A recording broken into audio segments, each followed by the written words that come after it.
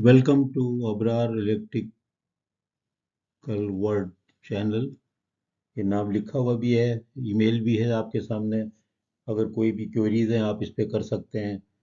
कोई मेरे साथ इंटरेक्शन करना हो या कोई छोटी मोटी चीज़ पढ़ना हो तो भी आपको पढ़ाई जा सकती है। हम वर्कशॉप भी कराते हैं। तो अभी ये एक रियल केस लिया है मैंने, ABBRET670। ये बहुत ही मशहूर है रिले। जिस तरह के सीमेंस की रिले है 7UT, और इसी तरह और भी रिलेज हैं। तो ये एबीबी की रिले है। ये 40 MVA ट्रांसफार्मर की रियल सेटिंग के मुतालिक मैं डिस्कस करूंगा और बताऊंगा, जो मैंने खुद भी की है, खुद ही की है, मतलब हमारी टीम ने की है।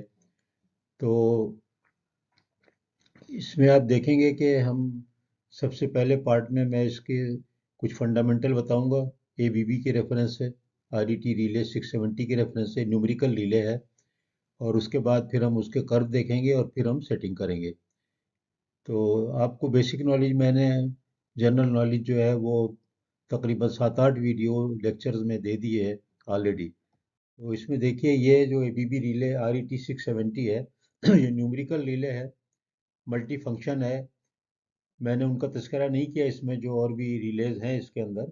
वो 51 रिले भी है इसके अंदर, 51N है। तो बहरहाल इसके अंदर जो 87 डिफरेंशियल रिले है मेन, उसकी बात हो रही है। जब RET670 कहते हैं तो हम उसको डिफरेंशियल रिले ही असल में कहते हैं, और उसके अंदर वो बैकअप प्रोटेक्शन के तौर पे 51 और 50N भी मौजूद हैं। आपको पता है 51 IDMT रिले होती है, 51N जो है वो जीरो सीक्वेंस या न्यूट्रल में या अर्थ फॉल्ट रिले होती है। Just for reminder. अब इस ये रिले जो है ये आईडी टाइप है, यानी कि ये इंटेलिजेंट इलेक्ट्रॉनिक डिवाइस है। इसका मतलब ये है कि ये 61850 जो स्टैंडर्ड है सब स्टेशन ऑटोमेशन का, SAS का, उससे कंप्लाइंस है इसका। इसका मतलब है कि डायरेक्ट ये 61850, यानी कि ये एक प्रोसेस लेवल से डायरेक्ट आईडी में ये सिग्नल जा रहे हैं, और वायर इसमें नहीं है बल्कि इसमें इंटरनेट का इस्तेमाल किया गया है। तो ये रिले बहुत ही मॉडर्न किस्म की रिले में आएगी। अब इसके अंदर क्या क्या है, इसके अंदर ऑटोमेटेड सीटी रेशो मैचिंग है। मैंने आपको बताया कि न्यूमेरिकल रिले से बड़ा काम आसान हो गया है, और पहले की तरह आपको हर चीज़ की सेटिंग खुद कैलकुलेट करके नहीं करनी पड़ती। सीटी रेशो मैचिंग जो है उस पर मैंने अलग वीडियो बनाई हुई है, आप देख सकते हैं। बहरहाल सीटी रेशियो का मतलब मैचिंग का ये है कि सीटी रेशियो में मिसमैच हो जाता है, क्योंकि आपको जितना आपका फुल लोड करंट है उसके हिसाब से एग्जैक्ट तो सीटी मिलेगी नहीं। इसका मतलब है आप दोनों तरफ के करंट ट्रांसफार्मर के स्टैंडर्ड रेटिंग लेंगे। मिसाल के तौर पे एक तरफ का करंट 1100 है तो आप 1200 या 1500 लेंगे। दूसरी तरफ का करंट उसी हिसाब से, अगर वो 12 टाइम लेस है, 132/11 है, तो फिर आप समझें कि उधर का करंट भी काफ़ी कम हो जाएगा, और वो उसकी सीटी अगर उसके हिसाब से ना मिली तो स्टैंडर्ड सीटी इस्तेमाल करेंगे तो मिस मैच हो जाता है। फिर वेक्टर ग्रुप कंपनसेशन अगर है तो वो भी सेटिंग इसके अंदर होती है, यानी कि आप सिर्फ सेट कर लेते हैं और बता देते हैं कि आपका वेक्टर ये है, करना कुछ नहीं है आपने। और वो आपको वो भी मैंने अलग एक वीडियो बना दी है ऑलरेडी, DY इफेक्ट पे। अगर डेल्टा वाई ट्रांसफार्मर है तो क्या होता है, वो वीडियो मौजूद है। फिर इंटरपोजिंग सीटीज नहीं चाहिए होती। बहुत पहले ज़माने में जब इलेक्ट्रोमैकेनिकल रीलें थी और दूसरी स्टैटिक भी थी, तो हमें इंटरपोजिंग सीटी लगानी पड़ती थी, जो कि ये सीटी मिसमैच और ये जो है अपना वेक्टर ग्रुप का फेस कंपनसेशन बेसिकली इसको भी कवर करे। तो उसकी भी ज़रूरत नहीं है इसमें। फिर सेकंड हार्मोनिक्स और वेव ब्लॉक रिस्ट्रेंट फीचर भी है। सेकंड हार्मोनिक्स आपको पता है इंडक्श में होते हैं, फिफ्थ हार्मोनिक भी इन रश और ओवर एक्साइटेशन जब वोल्टेज ज़्यादा है उसमें होते हैं। और वेव ब्लॉक भी आपको मालूम होना चाहिए कि ये एक उस पॉइंट पे वोल्टेज के ऑन करा जाता है, ऑन करने की कोशिश की जाती है इस टेक्नोलॉजी से, कि maximum minimum excitation current flow हो। वो आप अलग भी पढ़ सकते हैं, और अगर आप लोग कहेंगे तो मैं वेव ब्लॉक और वेव फ्रंट पे भी एक वीडियो लेक्चर बना दूंगा छोटा सा।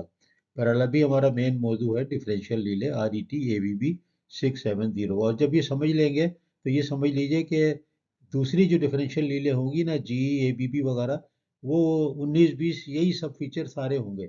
ऐसा नहीं होगा कि उनमें नहीं होंगे, क्योंकि कंपटीटर होते हैं और सारी वो करते हैं, अपने अंदर सारी फैसिलिटी रखते हैं। कुछ टर्मिनोलॉजी जो ये यूज़ करते हैं, सीमेंस वाले कुछ और करते हैं, जी वाले कुछ और कर देते हैं। मैंने IEEE 87 भी लिख दिया है ताकि याद दिला दूं कि IEEE डिवाइस नंबर जो है ये 87 होता है। 670 जो है RET, ये ABB का अपना नंबर है। अब आई डिफरेंशियल जो आई पिकअप जो वैल्यू होती है उसकी जगह ये ID मिनिमम यूज़ करते हैं। ये मैक्सिमम सेंसिटिव लिमिट सेटिंग कहते हैं इसको ये लोग, ABB वाले। और सेक्शन को लफ्ज़ यूज़ होता है फॉर स्लोप। वो मैंने स्लोप्स वगैरह की जहाँ डेफिनेशन दी है वहाँ मैंने बताया ये सारी चीज़ें। फिर एंड सेक्शन उसको कहते हैं जहाँ पर एक स्लोप ख़त्म हो जाता है दूसरा शुरू होता है। ऑपरेट कंडीशनली, ये वो है जबकि आप उस पर लिखते हैं 30%, 20%, तो देखते हैं ना कि वो जो ऑपरेटिंग करंट है वो फंक्शन ऑफ IR है, यानी रिस्ट्रेंट के ऊपर डिपेंड करता है, तो वो कंडीशन लग गई। फिर एक आती है ऑपरेट अनकंडीशनली, जो मैंने आपको दिखाया था, जो हाई सेट वैल्यू होती है, जिसके बाद ऊपर जाने के बाद कर्व जो है टॉप पे फिर दोबारा से फ्लैट, या फ्लैट तो गलत लफ्ज़ है, हॉरिजॉन्टल हो जाता है। तो उसको हम कहते हैं कि हॉरिजॉन्टल, तो वहाँ पर वो फिर डिपेंडेंसी ख़त्म हो जाती है, यानी कि उसके बाद भी अगर IR बढ़ेगा तो उसके आई ऑपरेट पे कोई फ़र्क नहीं पड़ता है। फिर IDUNRE, तो ये जो आई डिफरेंशियल अनरिस्ट्रेंट लिमिट, यानी कि IR उस पर डिपेंडेंट नहीं है, तो ये ताल्लुक उससे ऊपर वाले से, ये ऑपरेट अनकंडीशनल से है, जहाँ पे दोबारा स्ट्रेट लाइन हॉरिजॉन्टल हो जाती है, एंगल पे नहीं होती है। ये इसकी बेसिक टर्मिनोलॉजी हो गई। अब देखिए, ये मैंने जो करंट सेटिंग दिखाई है ये रियल रियल सेटिंग्स हैं, क्योंकि मुझे कुछ स्टूडेंट ने कहा कि सर सेटिंग का तरीका बताएं, सेटिंग करके बताएं। तो फिर मैंने सोचा कि मैंने जो खुद सेटिंग की है तो मैं वही बताऊं, ताकि कम से कम ये तो नहीं है कि मैंने कहीं और से ली हुई है या मैंने किसी और वीडियो से ली है, तो इस किस्म के चीज़ नहीं है। ये जो रियल सेटिंग है, सीमेंस का ट्रांसफार्मर था 40 MVA का, 31.5 40 MVA ONAF की वजह से 40 MVA हो जाता है। 132/12 जो है ये नॉमिनल टेप पे 13 नंबर है, उसके ऊपर जो है ये 12 kV देता है, और रेटेड करंट उसके ऊपर 175 है।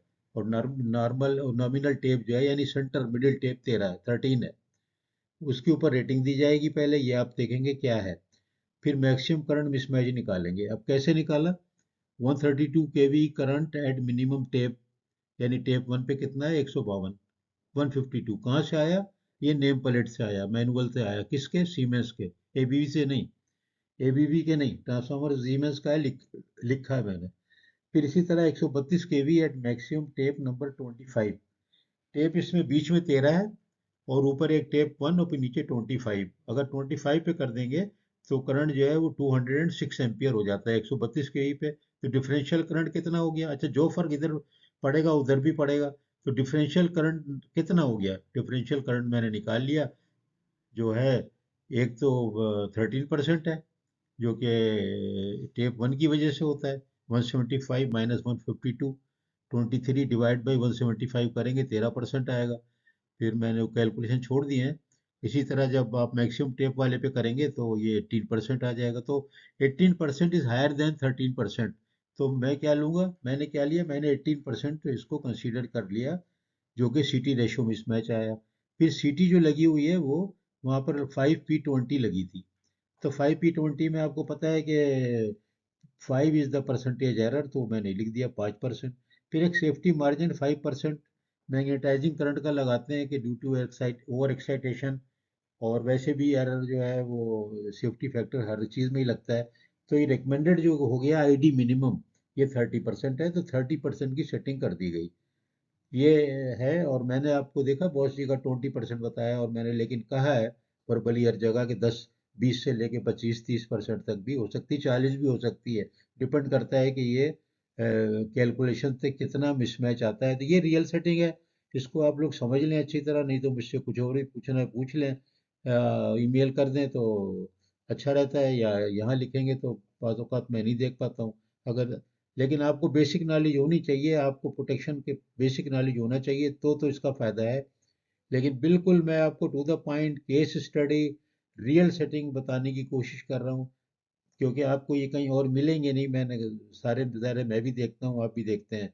इस तरह की रियल सेटिंग करके और रियल केस स्टडी करके आमतौर पे लोग नहीं देते। ये चूंकि मैंने खुद किया है तो कोई कॉपीराइट का मसला नहीं है। मैं खुद किया है, मैंने ये सेट की है सारी चीज़ें। और एक नहीं, मैंने कम से कम नहीं तो 100 ट्रांसफार्मर सेट किए अपनी ज़िंदगी में माशाल्लाह। ये देखें, ये अब इसका जनरल कर्व है आरईटी का, इसी रिले का कर्व है। आप ये देखिए, ये जो सेटिंग है ना, ये फर्स्ट ये है इनकी आईडी मिनिमम। ये देखें लिखा हुआ है आईडी मिन। इसी को जब मैंने जनरलाइज दिखाया हुआ है तो आपको आई पिकअप दिखाया हुआ है। इससे ऊपर होगा तो ऑपरेट करेगी। यहाँ तक देखें इनका सेक्शन 1 है। अब इसको देखें, बहुत से आप चीज़ें देखेंगे लेक्चर वगैरह तो इसको वो कहेंगे फ्लैट पोर्शन या कुछ भी नाम ना देंगे। देखें नाम इसका भी एंड सेक्शन 1 है, इसको सेक्शन 1 कहेंगे। क्योंकि मैंने आपको और वीडियो में बताया, मैथमेटिकली साबित किया कि ये जो है ये हॉरिजॉन्टल स्ट्रेट लाइन है, जिसकी इक्वेशन जो है वो y is equal to a constant है b की वैल्यू कितनी। अब जैसे मैंने 30% की तो b की वैल्यू 0.3। जब 30% और 0.3 एक ही बात है। 30% को अगर पर यूनिट में कहेंगे तो 0.3 कहेंगे। पर यूनिट का मतलब ये है कि 30 को 100 से डिवाइड करते हैं, जो जवाब आएगा वो पर यूनिट होगा। तो 0.3 यहाँ पर हो गया ये। तो ये 0.3 जो है इसका स्लोप नहीं है, बल्कि इसकी कांस्टेंट है। तो y is equal to B है।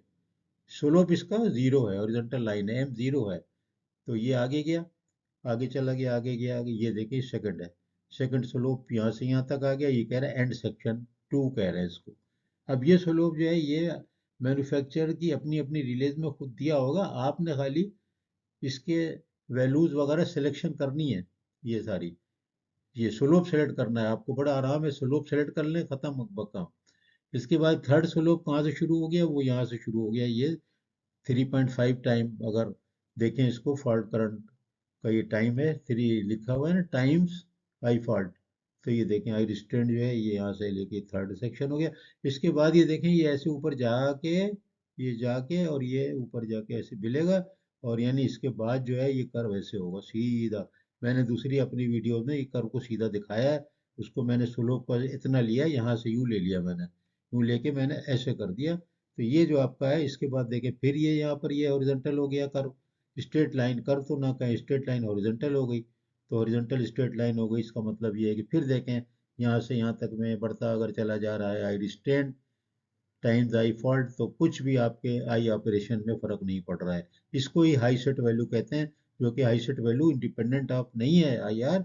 बस ये कह लें कि कंडीशन उस पर अब हट गई है, लेकिन पिछली कंडीशन तो कायम है अपनी जगह। ये कर्व से नीचे नहीं आ गया ये किसी तरह, इसको काटेगा नहीं, इसके साथ साथ ऐसे चलेगा। तो ये देखें, मैंने कोशिश की है कि आपको बिल्कुल एग्जैक्ट रिले सेटिंग बताऊं। उम्मीद है कि मैं इसमें इंशाल्लाह कामयाब हूँगा। तो अगर आप समझते हैं कि ये आपके लिए मुफीद है तो प्लीज़ ज़रूर सब्सक्राइब करें, बेल का आइटम भी दबा दें। और इन जनरल तो मैंने किसी को कहा नहीं है कि मेरे चैनल को आप लोग सब्सक्राइब करें, क्योंकि ये चैनल एजुकेटिव है, खाली बच्चों की ट्रेनिंग का है। और जो इलेक्ट्रिकल इंजीनियर हैं उनके लिए है, मेरे स्टूडेंट के लिए है। तो वॉलंटरी सर्विस है। तो आप लोग सपोर्ट करें इसको शेयर करके सिर्फ।